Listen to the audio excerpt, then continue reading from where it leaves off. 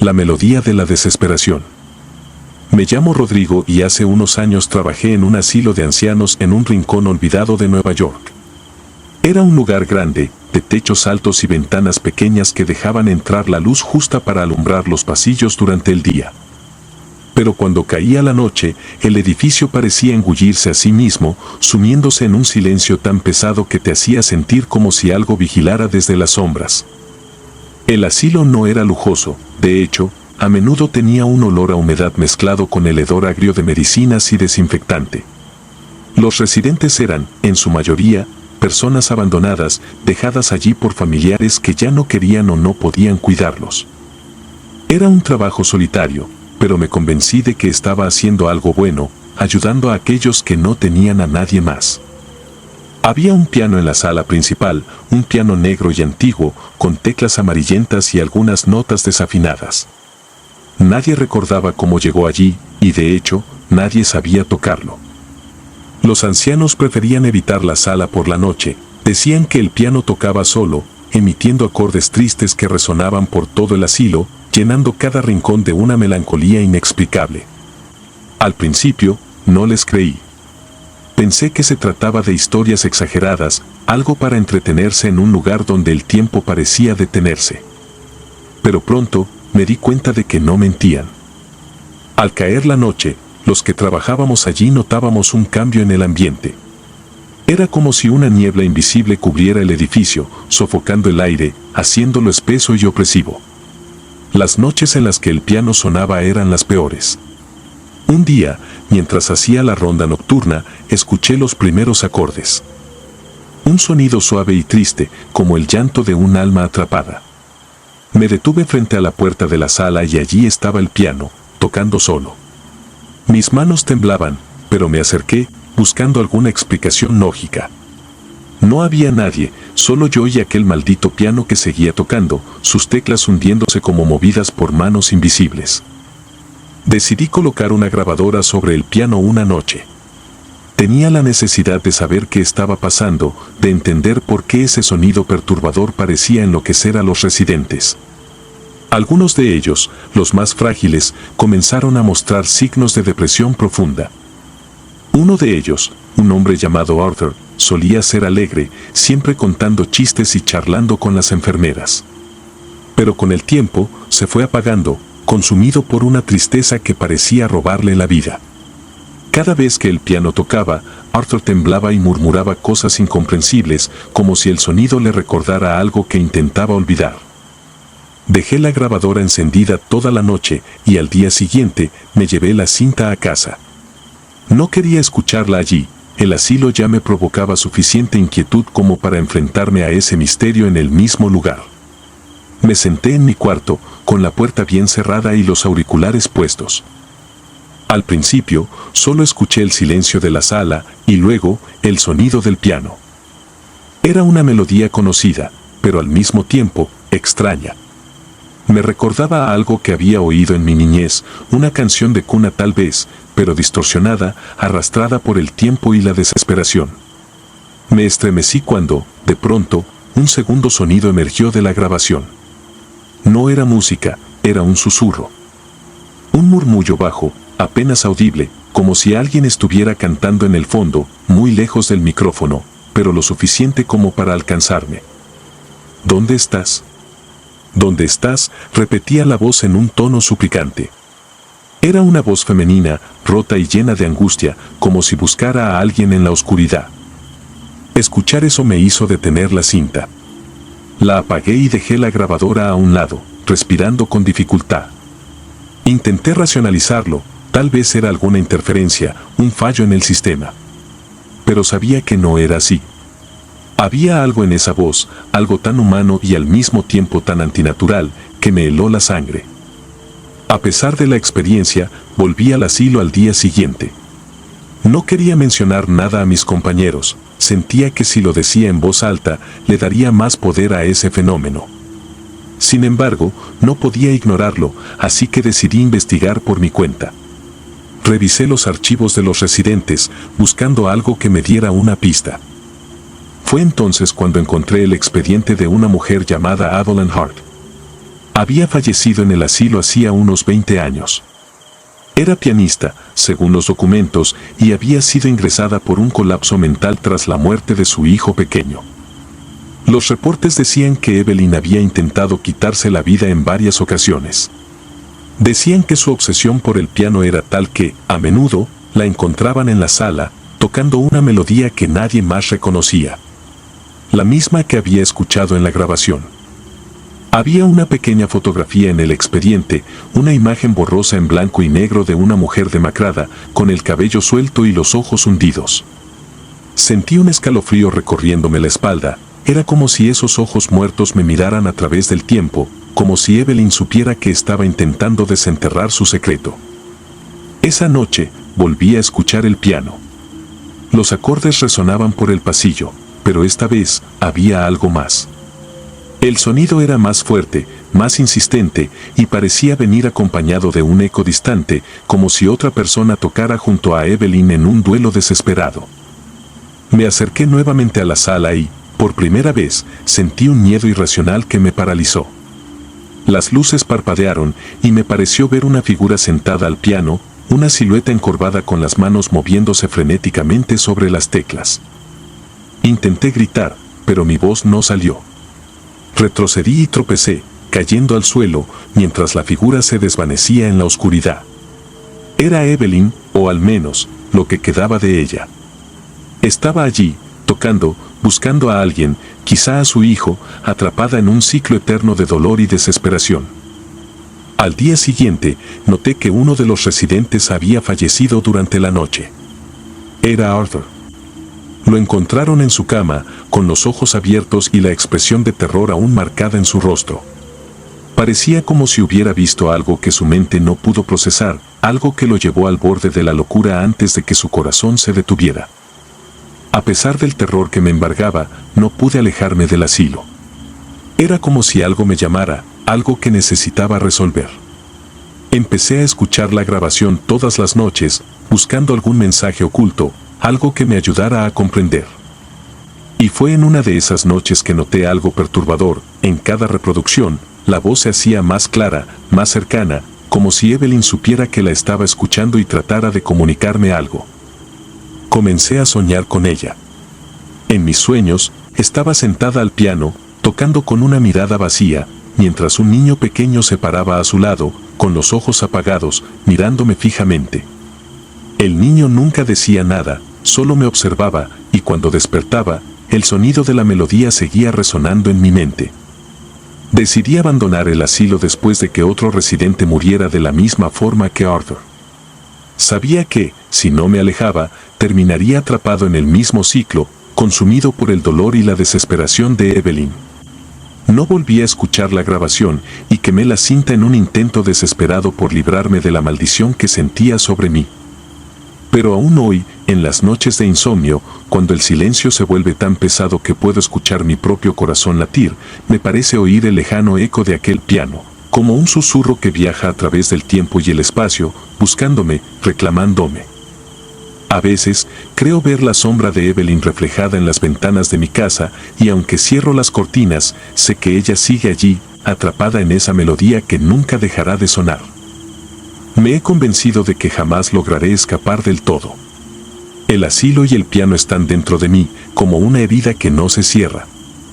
Porque el dolor de Evelyn se ha convertido en mi propio dolor, y aunque trate de olvidarlo, sé que siempre habrá una noche, en algún rincón oscuro de mi mente, donde ese maldito piano volverá a tocar, y el ciclo comenzará de nuevo. Desde que dejé el asilo, no he vuelto a encontrar la paz. Cada vez que escucho música, incluso en la calle, siento que el piano me llama. Y no puedo evitar pensar que algún día, quizás cuando menos lo espere, escucharé de nuevo esa melodía, y Evelyn vendrá por mí, para arrastrarme a su mundo de sombras y desesperación, donde las notas del piano nunca dejan de sonar, y la muerte no es un escape, sino el comienzo de un tormento eterno. Confesión en el asilo. Trabajo en el turno nocturno de un asilo de ancianos. Llamémoslo el hogar del descanso, un nombre irónico que nunca encajó del todo con el ambiente del lugar. De día, el asilo parece un refugio común, pero cuando cae la noche, hay algo inquietante, como si las paredes mismas guardaran secretos que se filtran en el aire. Es un lugar que nunca parece verdaderamente limpio, como si alguna mancha invisible se resistiera a desaparecer. El horario nocturno es silencioso, pero no en el sentido tranquilo. Es un silencio que pesa, que se siente como una presencia detrás de ti cada vez que recorres los pasillos desiertos. Las puertas rechinan y el viento se cuela por las ventanas agrietadas, emitiendo un susurro constante. Nunca me acostumbré a los ruidos, siempre parecen más fuertes en esas horas en las que la soledad amplifica todo. Una noche, mientras hacía mi ronda de inspección, me encontré con el anciano más extraño del asilo, don Ramón. Era un hombre que rara vez hablaba, y cuando lo hacía, era en murmullos apenas audibles. Tenía los ojos vidriosos y una piel que parecía más de papel que de carne, con venas oscuras que parecían carreteras por las que había transitado la muerte varias veces. Esa noche, mientras me acercaba para revisar sus signos vitales, me tomó de la mano con una fuerza inesperada, apretándola hasta que mis dedos empezaron a doler. «No se puede salir de aquí», susurró, y sentí que su voz se deslizaba como un cuchillo frío a través de mis sentidos. «Nadie se va de este lugar, aunque se vayan». Al principio, pensé que simplemente divagaba. Muchos de los ancianos, en su deterioro mental, suelen decir cosas que no tienen sentido. Pero algo en su tono y en la mirada fija de sus ojos me hizo temblar. Le pregunté qué quería decir, pero solo repitió la frase una y otra vez hasta que la transformó en un murmullo ahogado. Intenté ignorarlo, concentrarme en el trabajo, pero esa noche fue particularmente extraña. A cada paso que daba, sentía la presencia de alguien o algo detrás de mí. No era raro que los ancianos se levantaran de la cama y deambularan por los pasillos, pero esa noche era distinto. El aire estaba cargado, espeso. Como si la misma atmósfera se volviera pesada, obligándome a caminar lentamente, siempre mirando por el rabillo del ojo, esperando que algo, cualquier cosa, se moviera a mi alrededor. Horas más tarde, justo antes de mi descanso, escuché pasos. Rítmicos, pero extraños, como si alguien estuviera arrastrando los pies a lo largo del pasillo. Fui hacia el sonido, pensando que podría ser uno de los residentes desorientados, pero al llegar, el pasillo estaba vacío. Sin embargo, el sonido continuaba, como si alguien invisible estuviera avanzando. Se acercaba cada vez más, y mi respiración se volvió errática. Sentía una presión en el pecho, una sensación de peligro inminente.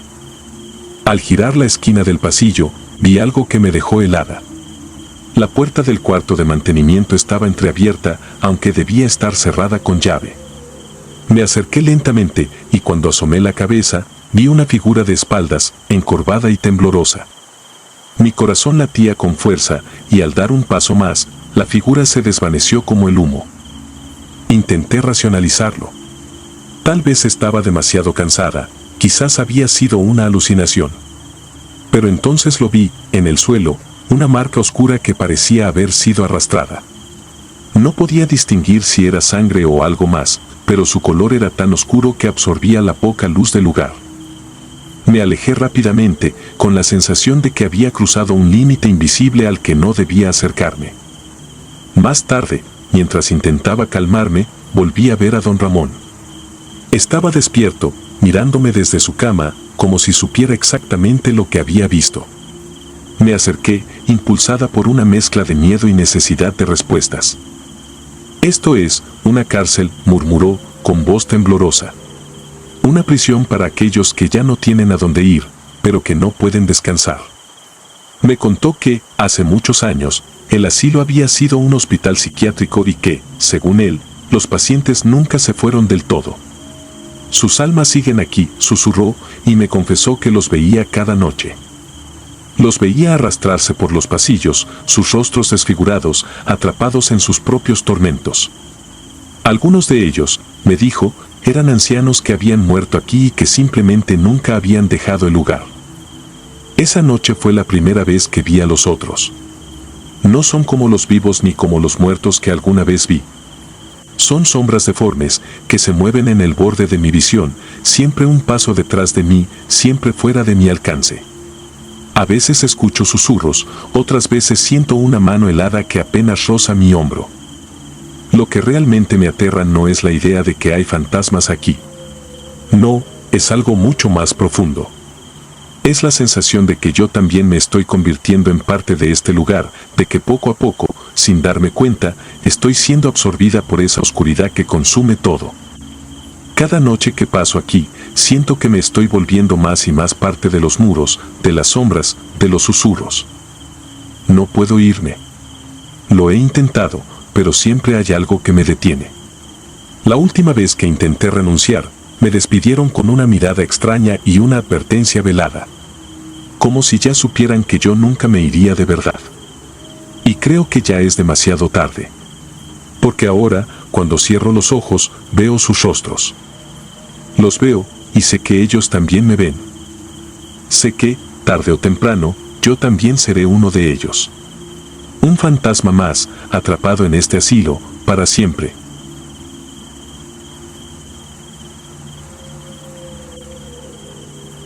La última visita. Soy enfermero y trabajo en un asilo de ancianos desde hace 4 años. Mi jornada siempre ha sido el turno nocturno. Nunca pensé que algo sobrenatural fuera más que meras historias para asustar, pero lo que viví entre estos pasillos cambió mi forma de ver la vida y la muerte. Esta historia todavía me quita el sueño, porque lo que ocurrió no fue un simple juego de mi imaginación, sino un suceso que sacudió mis convicciones más profundas.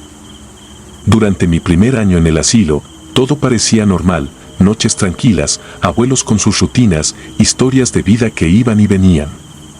Aprendí rápido que los ancianos pueden enseñarte más de lo que uno imagina, sobre todo si los escuchas con paciencia y cariño. Con el paso del tiempo, me acostumbré a las sombras de los pasillos, a los susurros o a las risas apagadas en las habitaciones.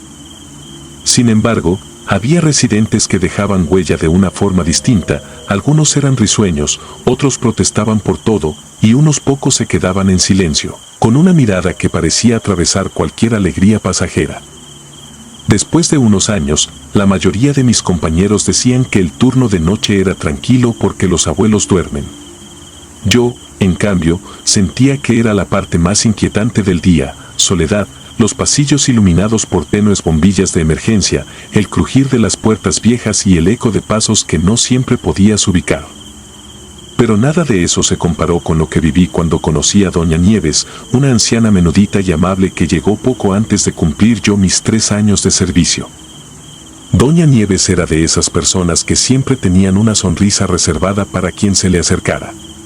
Tenía el cabello muy cano, una voz suave y los modales de una época en la que la cortesía nunca se soltaba de la mano de la sabiduría. Me llamaba hijo cada vez que me veía, aunque en realidad ella trataba a todos con ese mismo cariño. Pero entre nosotros se formó un lazo especial desde el principio. A diferencia de otros abuelitos, ella nunca demandaba favores extra ni se quejaba del dolor, aunque el desgaste de su cuerpo la tenía prácticamente confinada a su cama. Siempre me decía que, si uno mantenía la mente en paz, la vida sería más llevadera, por más adversidades que existieran alrededor. A lo largo de mis noches, cuando yo iba a llevarle su cena o a revisar sus signos vitales, ella me ofrecía palabras de aliento. Hablábamos de cosas personales, de mi familia, de mis sueños de comprarme una pequeña casa algún día, de lo mucho que me pesaba ver a quienes sufrían. No importaba que tan cansado estuviera, siempre encontraba refugio en su conversación pausada. Ella repetía una frase que me retumbaba por dentro: tienes un gran corazón, hijo, pero no cargues con penas ajenas como si fueran tuyas. Decía que yo debía aprender a cuidar mi salud emocional, porque en ese asilo cada historia podía herir si la dejabas entrar demasiado. Con el paso de los meses, su salud decayó. Ya no podía ni levantarse sola para ir al baño y yo la ayudaba con cuidado. Era duro ver cómo su cuerpo se reducía a un frágil esqueleto cubierto de piel fría y temblorosa. Un médico comentó que tal vez no pasaría de aquel invierno y yo me aferré a la esperanza de que se recuperara. Incluso aporté un poco de mi sueldo para ayudar en algunos de sus gastos médicos. Aún así, parecía que cada día se consumía un poco más. La impotencia me acompañaba noche tras noche. Solo su sonrisa serena me hacía pensar que la esperanza era posible, aunque su agotamiento fuera cada vez más evidente. Llegó un punto en el que todos los del asilo sabían que a doña Nieves no le quedaba mucho tiempo. Sus momentos de lucidez eran cada vez más cortos. A veces me reconocía, a veces se quedaba mirando un punto fijo y murmuraba cosas que no lograba entender. Me partía el alma verla tan débil, sobre todo porque había sido mi amiga, mi confidente y mi mejor consejera en aquel lugar lleno de historias tristes. Una noche de invierno, más fría de lo normal, salí tarde de mi casa y llegué con media hora de retraso al asilo. Encontré al compañero a quien debía relevar esperándome con evidente prisa. Apenas me vio, me soltó un adiós rápido y se fue sin darme el reporte del día. Pensé que lo alcanzaría luego por teléfono para preguntarle si había novedades, pero el cansancio me venció y preferí ponerme manos a la obra. Me dediqué a lo de siempre, revisar el medicamento de cada residente, asegurarme de que estuvieran cubiertos con sus frazadas y hacer algunas anotaciones. El ambiente estaba en silencio. Todo parecía normal. Hice un par de rondas y noté que la mayoría dormía plácidamente, al menos en apariencia. Cuando el reloj marcó la 1 de la madrugada, el hambre me impulsó a dirigirme al pequeño comedor del personal para prepararme un té y comer algo ligero. Adentrándome en la penumbra de los pasillos, sentía algo extraño esa noche, una tensión leve en el aire. Tal vez era mi propia imaginación, o la incomodidad de haber llegado tarde y no tener el reporte completo. El comedor estaba vacío. Calenté un poco de agua y me senté, esperando relajarme durante unos minutos. Mientras echaba el agua en mi taza, sentí de pronto una mano que se posaba con suavidad sobre mi hombro. Un calor familiar. Me giré despacio, entre sorprendido y asustado, y entonces la vi a ella, doña Nieves. Me quedé helado. Estaba frente a mí, sonriente, con una apariencia renovada. Sus ojos tenían un brillo especial y su rostro, por primera vez en mucho tiempo, no mostraba la sombra del dolor. Hasta su espalda parecía más erguida de lo que recordaba. Era imposible que se encontrara tan bien, pues el día anterior no había siquiera podido articular varias palabras seguidas sin agotarse. Pero allí estaba, radiante, mirándome con ternura. Me dijo que se sentía en paz, que el dolor se había ido y que solo quería agradecerme por todo. Su voz era dulce, pero había en ella un matiz extraño, como un eco que no venía del mismo espacio donde yo estaba. Me confesó que le había dado mucha alegría contar con un apoyo sincero en sus últimos meses. Sentí una oleada de emoción que chocaba con la frialdad de la lógica. Ella no podía estar de pie, no podía caminar, no podía siquiera mantener una conversación tan larga en días recientes. Mi cerebro buscaba un razonamiento, mientras mi corazón latía desbocado. A pesar de la confusión, me dejé llevar por la escena. Su rostro iluminado me transmitía algo que no sé explicar, una paz tan intensa que parecía disolver, por unos instantes, toda la carga de estrés que llevaba encima.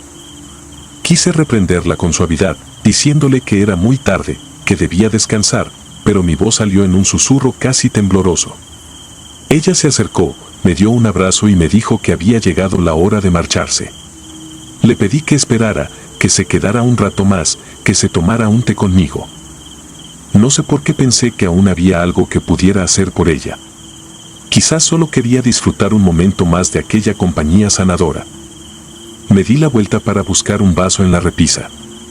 Tardé apenas unos segundos, pero al volver a mirar la silla donde estaba, ya no había nadie. El aire de la sala estaba inmóvil y la temperatura pareció descender de golpe. Sentí un escalofrío que me recorrió la nuca y mi primer pensamiento fue que ella había vuelto a su cuarto. Con el corazón acelerado, fui hasta la habitación de doña Nieves para asegurarme de que se acostara de nuevo. Al llegar, la cama estaba perfectamente hecha, sin señales de que alguien la hubiera utilizado recientemente. Inquieto, salí y revisé los pasillos, el patio y la sala común. Nada. Era como si se hubiera desvanecido en el aire. Pasé casi una hora buscándola, llamándola por su nombre en voz baja y con un nudo en la garganta, temiendo que se hubiera desorientado. La desesperación me llevó a llamar al encargado del asilo, a pesar de la hora. Apenas atendió, le dije con la voz agitada que doña Nieves no estaba en su cama ni en ningún otro sitio. Hubo un silencio largo del otro lado. Luego me preguntó, con tono suave, si estaba seguro de lo que decía. Le repetí con nerviosismo que ella se había levantado y que la había visto con mis propios ojos en el comedor, caminando como si estuviera bien de salud. La siguiente respuesta me cayó como un balde de agua helada. El encargado me confesó que doña Nieves había fallecido aquella misma mañana. Se disculpó por no habérmelo dicho antes, pero pensó que mi compañero de turno ya me habría pasado la noticia. Cuando escuché aquello, sentí que mis piernas perdían fuerzas. Colgué el teléfono sin responder nada. No podía creerlo. ¿Cómo era posible? Ni siquiera pude procesar las palabras de mi superior. Me quedé en medio de un pasillo, con la respiración agitada. Empecé a repasar mentalmente la escena en el comedor, sentí su mano, vi su rostro, escuché su voz tan clara, tan llena de una vida que no había tenido en sus últimos días. El abrazo, ese abrazo que me había inundado de una calma imposible de describir. ¿Había sido un sueño? ¿Una alucinación provocada por mi cansancio y mi culpabilidad por haber llegado tarde? Pero no.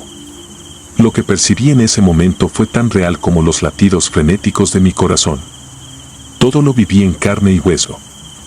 Quise creer, por un instante, que tal vez hubo un error, que tal vez confundieron a doña Nieves con otra residente. Sin embargo, la falta de su presencia en la cama, el reporte médico, la historia clínica, los avisos que seguramente se habrían hecho a la familia, todo encajaba con la noticia de su fallecimiento. Era absurdo pensar que estuviera viva cuando el propio asilo confirmaba su partida. Di vueltas por los pasillos sin saber qué hacer. Una parte de mí quería correr, salir de allí y no regresar jamás. Otra parte quería volver al comedor, esperando encontrar alguna señal de ella, un susurro, algo que me confirmara que no me estaba volviendo loco. Estuve a punto de subir a la azotea, donde a veces íbamos a despejarnos la mente, pero sentí un miedo atroz de encontrar una silueta esperándome en la penumbra. Por primera vez en mi vida, sentí terror de estar en ese lugar que ya conocía de memoria. Miré el reloj, eran casi las 2:30 de la madrugada. Pensé en llamar de nuevo al encargado o en despertar a algún compañero, pero no encontraba las palabras. Mi mente solo repetía que doña Nieves me había visitado para despedirse y agradecer todo lo que hice por ella. Sentí lágrimas contenidas, un escalofrío de puro desconcierto y una punzada en el corazón al entender lo que aquello significaba. Las horas siguientes las pasé vagando como un fantasma.